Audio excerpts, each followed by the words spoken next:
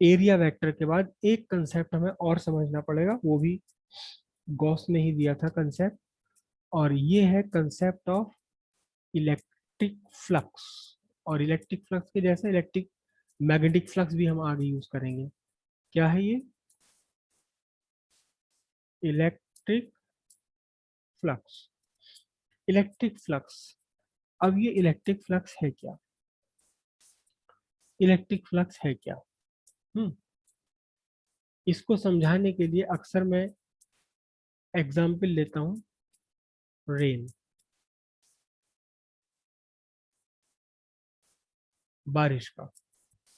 ठीक है।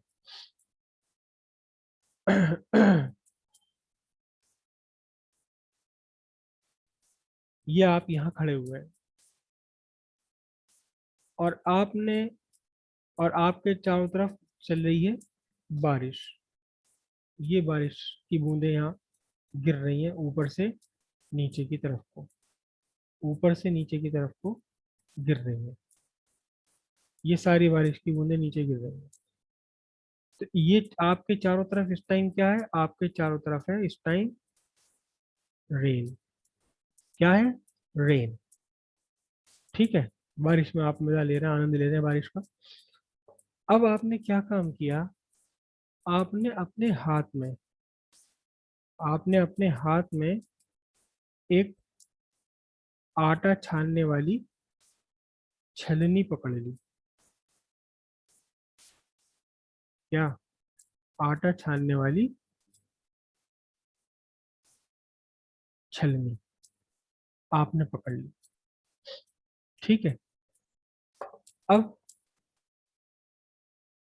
ये बारिश, यह आपका क्या? रेन। अब ध्यान से देखना, बारिश की कुछ बूंदें, कुछ पार्ट, टोटल बारिश का, जिस बारिश में आप खड़े हैं, जिस रेन में आप खड़े हुए हैं, इसका कुछ पार्ट ऐसा होगा जो आपकी इस छलनी से पार जा रहा है, इस छलनी से पार हो रहा है ना? कुछ बूंदे ऐसी वो हैं जो आपकी इस छलनी से पास हो रही हैं, बाकी चारों तरफ है ही जो भी है उन्हीं है। तो यहाँ जो ये थोड़ा सा रेन का जो पार्ट इस छलनी से पार हो रहा है ना? Part of rain passing passing through sieve, sieve बोलते हैं छलनी को, पासिंग थ्रू सीव, इसे हम कहेंगे इसे हम कहेंगे rain flux. Rain flux linked with sieve. समझ रहे हो? चारों तरफ रेन है, लेकिन इस रेन का जो पार्ट, जितना पार्ट आपका इस छलनी से पास हो रहा है, this will be called rain flux. लेकिन जब भी हम रेन फ्लक्स बोलेंगे या फ्लक्स बोलेंगे तो हमें बताना पड़ेगा कहाँ से, लिंक्ड विद योर छलनी, linked with your sieve. Rain, बाकी सारी रेन, ये सब रेन ही रेन है, लेकिन रेन का केवल वो पार्ट जो पास हो गया आपकी इस छलनी से, it is the rain flux linked with this छलनी, लिंक्ड विद दिस सी। अब ये किस बात पर डिपेंड है? देखो ध्यान से, अब मैं केवल छलनी छलनी बता रहा हूँ। दो छलनी है आपके पास, एक छोटी है एक बड़ी है, ये आपका रेन है, ये आपका रेन है। ठीक है। अब यहाँ आपने एक छलनी तो ली इतनी बड़ी, ये आपकी छलनी है। ठीक है। ऐसी होती है आटा छलनी छलनी। एक तो ये छलनी ली, इससे पास होने वाला rain flux, rain flux associated with this छलनी, मैं इसको लिख रहा हूं φr1। फ्लक्स के लिए फाई यूज करते हैं, फ्लक्स के लिए यूज करते हैं फाई, φr1। ठीक है। ये रेन है ये आपकी। आपने एक और छलनी ले ली, एक और छलनी ले ली, कौन सी? चाय छानने वाली। चाय छानने वाली छलनी तो छोटी है, ये छोटी छलनी है।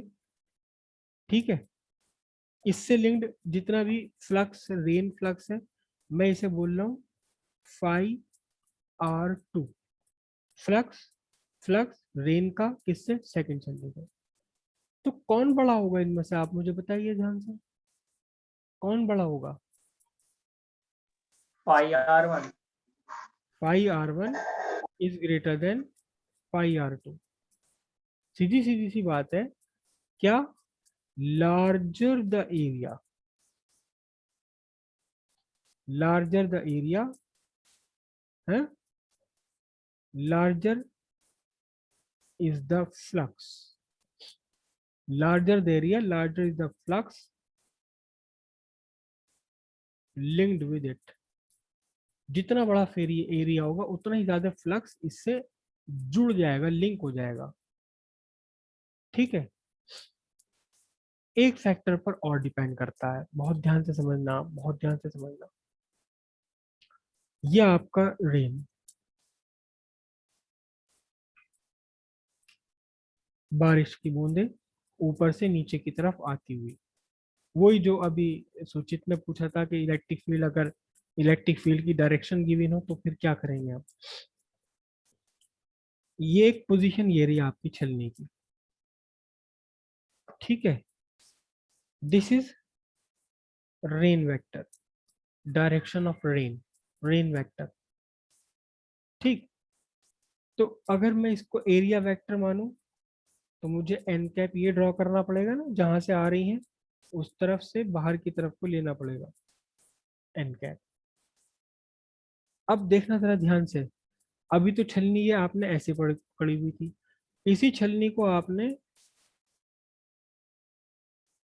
90 डिग्री पर रोटेट कर दिया, तो अब एन कैप या तो इधर को कहा जाएगा ये वाला एन कैप, या इधर कहा जाएगा। ठीक है। जो पहली पोजीशन है आपकी, ये जो फर्स्ट पोजीशन है, यहाँ आपका एन कैप पैरेलल है आर वेक्टर के, और ये जो सेकंड पोजीशन है इसमें एन कैप परपेंडिकुलर है किसके, आर वेक्टर के। तो आप बताइए इस पोजीशन और दोनों पोजीशन में से किस पोजीशन में रेन फ्लक्स, रेन का ज्यादा ज्यादा रेन पास हो रही होगी छलनी से, छलनी से किस कंडीशन में रेन ज्यादा पास हो रही है, इस वाली पहले वाली कंडीशन से, दूसरी फर्स्ट वाले में, हाँ, पैरेलल वाले में, दूसरे में तो जीरो ही हो जाएगी। इस वाले में, इसमें तो जीरो ही हो जाएगा ना, क्योंकि अगर बिल्कुल आपने, अगर आपने एक्चुअली ये इस टाइम जो एरिया है, area plane, plane is parallel to R vector, हम यहाँ दूसरे तरीके से ये कह सकते हैं प्लेन,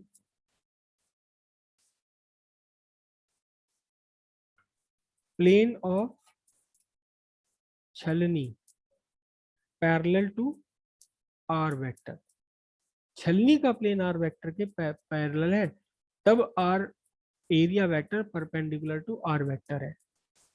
बात समझ आ रही है नहीं, या फिर मैं वही अपने एक पुराने वाले बच्चे का डायलॉग दोहराऊं, सर मुझे यूं ही समझ में आता, अभी तो कह रहे थे परपेंडिकुलर है, अभी कह रहे हो पैरेलल है, इसमें ही पैरेलल भी बता रहे हो, इसमें ही परपेंडिकुलर पैरेलल, मुझे यूं ही समझ में आता है, क्या बताओ आप, क्या कहो, बन रही किसी की ऐसी कंडीशन, या दोनों सर था कौन वो बच्चा, सर आप बार बार बोलते हो। ये दोनों बातें एक ही हैं ये, या R N cap perpendicular to R cap, या प्लेन ऑफ छलनी, plane of sieve is parallel to R vector, rain vector, दोनों बातें एक ही हैं, लेकिन एक में परपेंडिकुलर है एक में पैरेलल है। देखो ध्यान से, यहाँ परपेंडिकुलर है एरिया वेक्टर, यहाँ परपेंडिकुलर है प्लेन, वो पैरेलल है प्लेन ऑफ सीव। तो यहाँ आपका जो रेन जो इससे एसोसिएट होगी, पास होगी, वो मैक्सिमम रेन पास हो जाएगी यहाँ से, जो आपका रेन फ्लक्स है ये मैक्सिमम होगा। लेकिन यहाँ, यहाँ जो आपका रेन फ्लक्स है फाई, वो तो बिल्कुल मिनिमम, मिनिमम क्या, तो जीरो ही हो जाएगा, क्योंकि पानी की बूंद इसके अंदर से क्यों पास होगी, वो तो या तो इधर से निकल जाएगी साइड से, या इधर से निकल जाएगी। जब आपने छलनी को बिल्कुल खड़ा कर दिया अपने हाथ में, अर्थ के सरफेस के पैरेलल परपेंडिकुलर खड़ा कर लिया, या अ, जिस बूंदे जहां से ऊपर से नीचे गिर रही है उसके पैरेलल बना लिया, तो बूंद क्यों कैसे जाएगी अब छलनी में से पास, वो तो पीछे से या आगे से इसके निकल के चली जाएगी। तो इसका मतलब क्या है कि जो फ्लक्स है, फ्लक्स आपका एक तो डिपेंड है एरिया पर, साथ ही साथ आपका डिपेंड है फ्लक्स ये डिपेंड कर रहा है, किस पर डिपेंड कर रहा है? डिपेंड ऑन द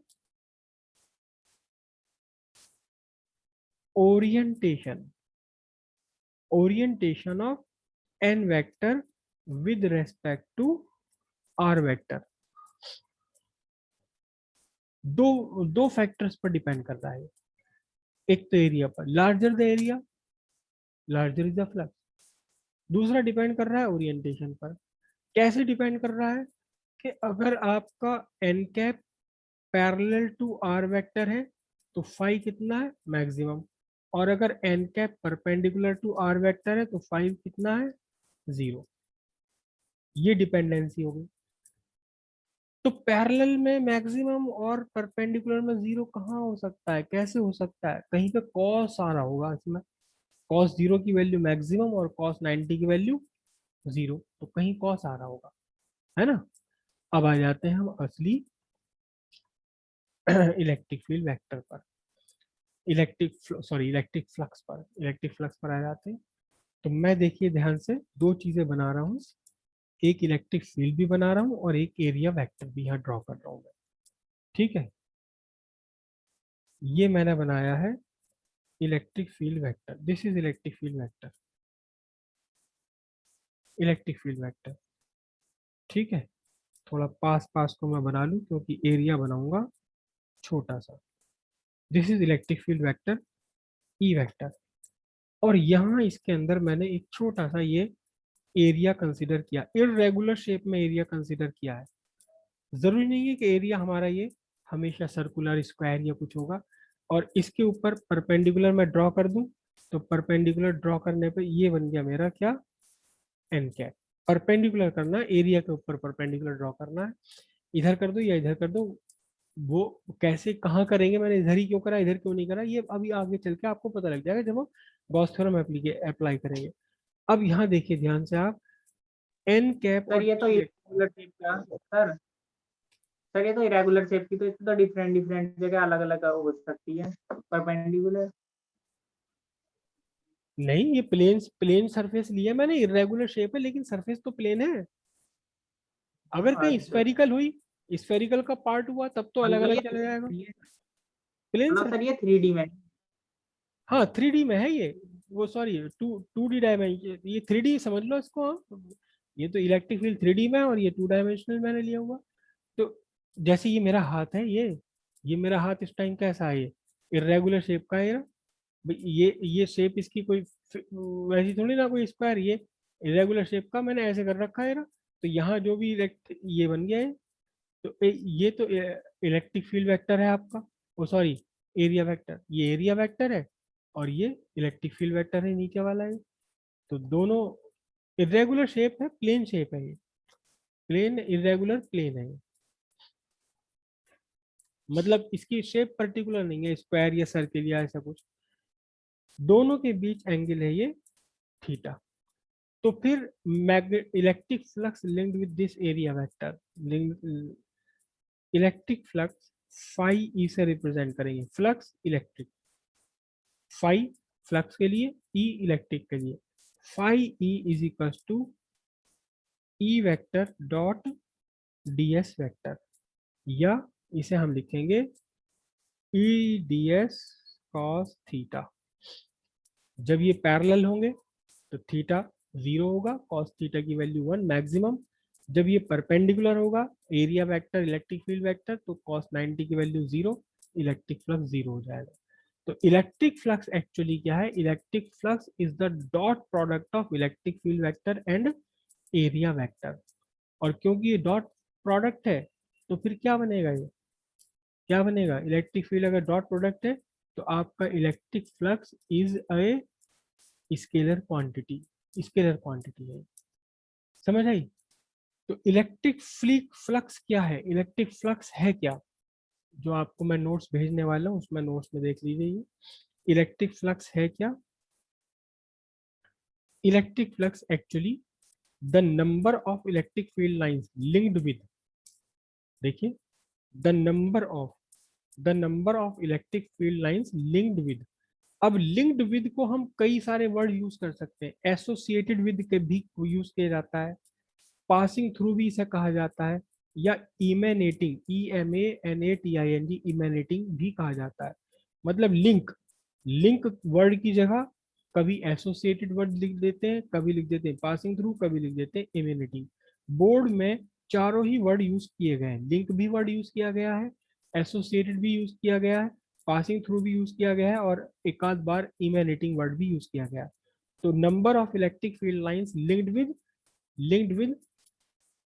क्या लिंक्ड विद, एक minute, number of electric field lines linked with the area perpendicularly to the given surface is called electric flux linked with the given surface. Mathematically it is given by the dot product of electric field vector E vector and area vector क्या ds vector, तो phi E is equals to E vector dot ds vector और phi E equals E ds cos theta। क्योंकि ये dot product है दो vector quantities का, तो क्या कहेंगे, it is a scalar quantity, it is a scalar quantity, its unit is newton metre square पर कूलम, या फिर वोल्ट मीटर भी होती है इसकी यूनिट, दोनों में से कोई भी लिख सकते हैं, न्यूटन मीटर स्क्वायर पर कूलम और या वोल्ट मीटर। समझ रही बात।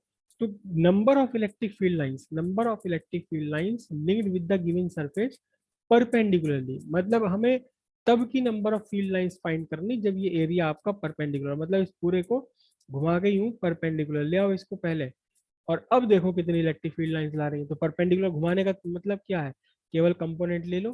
एक्चुअल में ये क्या है, एक्चुअल में ये है आपका क्या, E cos theta into ds, मतलब ये क्या है, component of electric field vector, कहाँ, in the direction perpendicular to area vector, और इनटू इस पूरे के साथ इनटू क्या हो गया बोलिए, area. Component electric field perpendicular to area into area, ये कुल मिलाकर के आपका हो जाता है electric flux link with that area. या तो आप एरिया का कंपोनेंट ले लीजिए parallel to electric field, perpendicular to electric field, या इलेक्ट्रिक फील्ड का कंपोनेंट ले लीजिए पैरेलल परपेंडिकुलर टू एरिया। मतलब ये जो ईडीएस है, ईडीएस को आप ऐसे भी तो लिख सकते हो, E cos theta into DS, या इसको आप ऐसे भी लिख सकते हो, E into DS cos theta. वही तो है जो वेक्टर में पढ़ा था, component of one vector in the direction of other vector, component of area electric field vector perpendicular to area vector, या फिर component of area vector perpendicular to E vector. सीधी सीधी बात है। या तो अब जैसे मैंने इसको यहाँ घुमाया तो मैंने एक्चुअली ये पूरा एरिया नहीं बनेगा, इसका कुछ कम छोटा हो जाएगा, इट इज द, ये जो मैंने घुमा के यहाँ बनाया, it is the component of area vector perpendicular to